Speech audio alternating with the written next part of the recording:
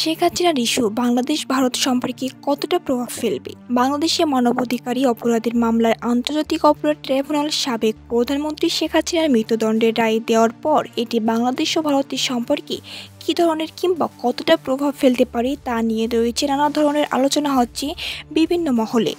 আবার মাস তিনেকের মধ্যেই বাংলাদেশে সেই নির্বাচন হওয়ার কথা, যে নির্বাচনের মাধ্যমে নতুন সরকার ক্ষমতায় আসার পর শেখ হাসিনার ইস্যু দুই দেশের সম্পর্ক স্বাভাবিক করার ক্ষেত্রে কতটা বাধা হয়ে দাঁড়াবে কিংবা আদৌ কোনো বাধা হয়ে দাঁড়াবে কিনা সেদিকেও দৃষ্টি রয়েছে অনেকের। গত বছর 5 আগস্ট শেখ হাসিনার সরকারের পতনের পর ক্ষমতায় আসা মোহাম্মদ ইউনূসের নেতৃত্বাধীন অন্তর্বর্তী সরকারের সঙ্গে দ্বিপাক্ষিক সম্পর্ক এমনিতেই অনেকটা তলানিতে। এমন প্রেক্ষাপটে এখন শেখ হাসিনা মামলার রায়ের পর নতুন করে সম্পর্কের গতি প্রকৃতি কেমন হবে তা নিয়ে কৌতূহল আছে অনেকের।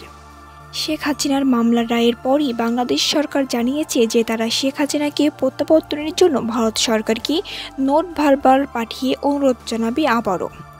অন্যদিকে ভারত ওই রায়ের প্রতিক্রিয়ায় বলছে বিষয়টি সম্পর্কে তারা অবগত।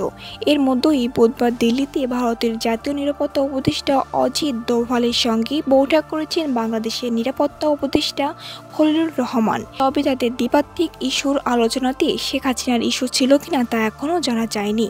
বিশ্লেষকরা বলেছেন শেখ হাসিনার ইস্যুটি ইউনূসের নেতৃত্বাধীন সরকারের সময়ে দ্বিপাক্ষিক সম্পর্ক স্বাভাবিক হওয়ার ইঙ্গিত কম এবং সে কারণে প্রত্যাবর্তন ইস্যুতে এই সরকারের অনুরোধে দেশটি সাড়া দেওয়ার সম্ভাবনা নেই বলে